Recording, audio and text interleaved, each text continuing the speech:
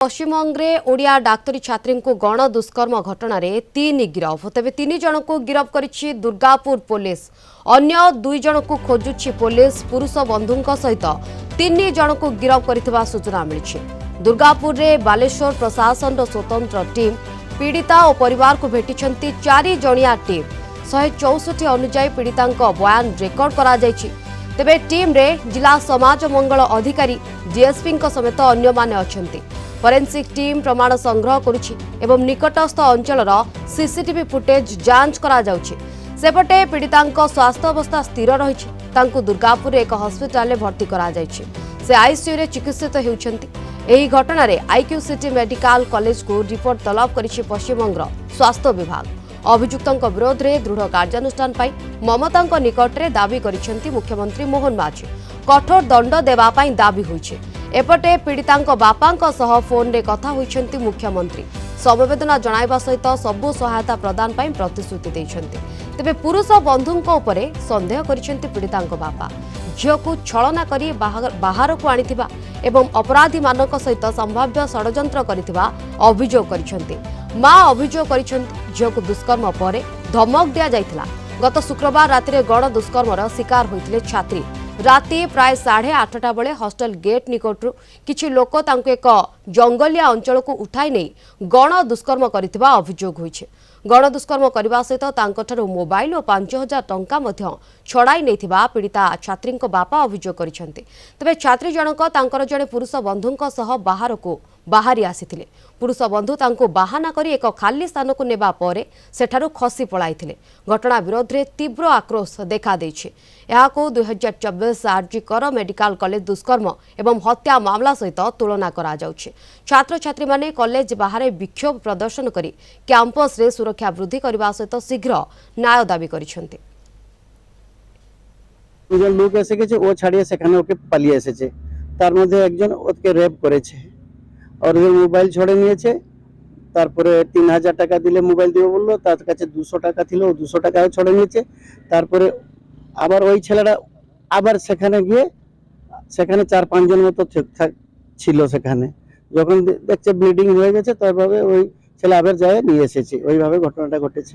কিছু আমার সঙ্গে কিছু কথা রেসপন্স কিছু নেই। বিশাল ভুল আমাদের উড়িষ্যাতে হলো এখন অ্যাকশন হয়ে যেত, কিছু নেই। She is in a stable condition and her mother is with her. She is very anxious. That's very natural thing, and we gave her all the supports and assured them that action should be taken, and the OC is there, police administration is there.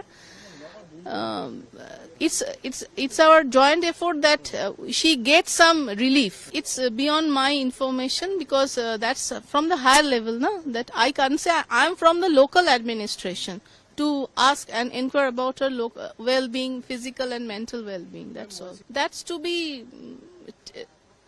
In the future, you will know that what action is being taken.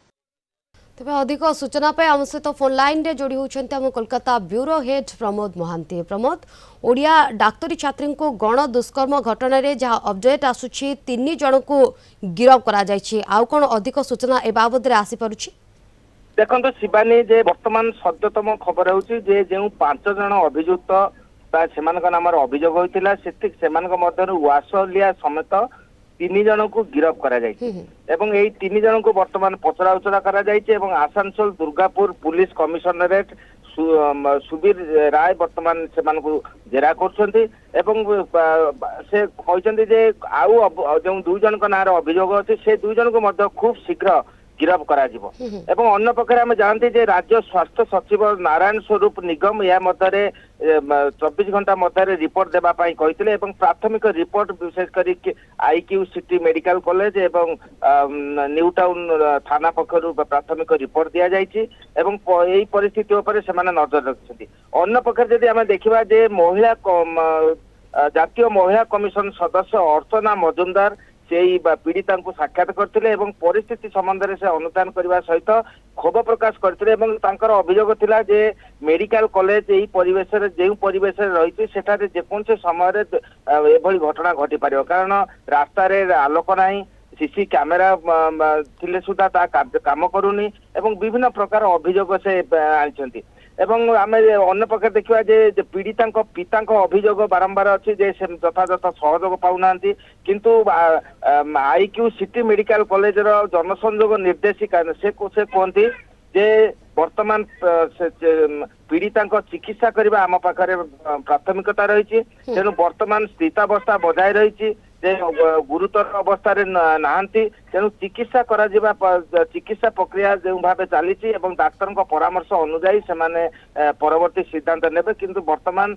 जे पीड़िता स्थितावस्था बजाय रही तेणु जातीय महिला commission पुणी आज जनाई जे 5 दिन मध्य report देवाक हेब तेणु यही रिपोर्ट देवा विषय मेडिकल कॉलेज कर्तृपक्ष कहते जो समस्त घटना घटी से संबंध में रिपोर्ट देवारे कौन आपत्ति ना आम राज्य स्वास्थ्य सचिव को दि जाइए परवर्ती पर्यायर जातीय महिला कमिशन को दिया जाइछि एवं पीड़ितांकर स्वास्थ्यावस्था वर्तमान समय स्थिर रही किंतु संदेह पुरुष बंधु रहुछन्ति 3 जन को वर्तमान समय गिरफ्त करा जाउछि। धन्यवाद प्रमोद आपनकर सबसे सूचना पाई।